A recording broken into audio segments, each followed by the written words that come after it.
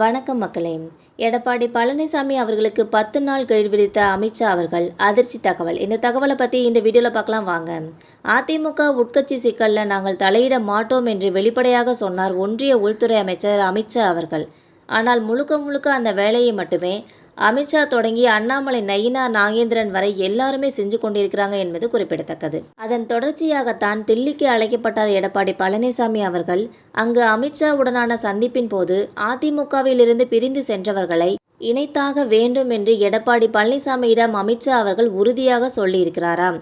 அதன்பின் தமிழ்நாடு வந்த எடப்பாடி பழனிசாமி அவர்கள் அதை வெளியில் காட்டிக்கொள்ளாமல் உள்ளே அழுகிறேன் வெளியே சிரிக்கிறேன் என்பதை சொல்லாமல் சொல்லிக் கொண்டிருக்கிறார். முதலில் செங்கோட்டையின் தில்லி போனார். அதன்பின் எடப்பாடி பழனிசாமி அவர்கள் வரவழைக்கப்பட்டார். இவற்றுக்கு பின் என்ன நடக்கிறது?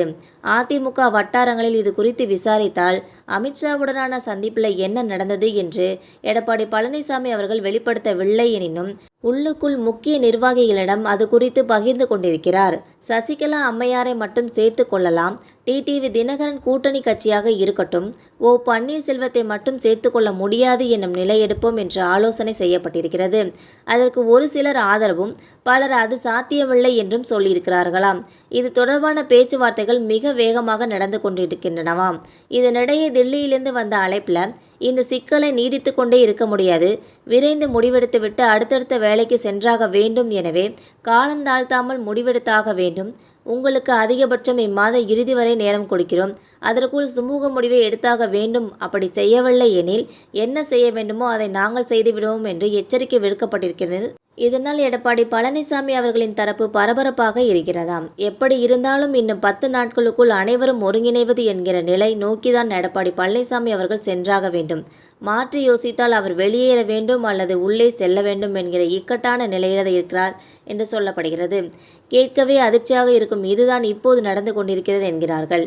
10 நாட்களில் முடிவு தெரிந்துவிடும், அது நல்லதாகவே இருக்கும் என்று அதிமுக மேல்மட்டத்தில் பேச்சுவார்த்தை நடக்கிறது. என்ன நடக்கப் போகிறதென பொறுத்திருந்து பார்ப்போம். மேலும் வலுவான எதிர்க்கட்சியாக இருந்தாலும் அதனை என்டிஏவின் வெற்றி என மக்களிடம் முன்வைக்க முடியும். நீண்ட கணக்கில் பாஜகவின் நோக்கம் வெளியேறி இருக்கிறது. 2026 தேர்தல் திமுக விசஸ் அதிமுக கூட்டணி என்ற நிலையை மாற்றி திமுக விசஸ் என்டிஏ கூட்டணி என்ற நிலையை உருவாக்க வேண்டும். மேலும் இதன் மூலம் 2029 மற்றும் 2031 தேர்தல்களிலும் நேரடி போட்டியாக திமுகவும் பாஜகவுமே தமிழ்நாட்டில் மோத வேண்டும் என்பதே கமலாய வட்டாரத்தின் நீண்டகால அரசியல் கணக்கு என்று குறிப்பிடப்படுகிறது. இந்த வீடியோ உங்களுக்கு பிடிச்சிருந்தா மறக்காமல் சப்ஸ்கிரைப் பண்ணி பெல் ஐகானை கிளிக் பண்ணி வச்சுக்கோங்க. அப்போ தான் போகிற டெய்லி வீடியோஸ் உடனுக்குடன் வந்து சேரும். தேங்க்யூ.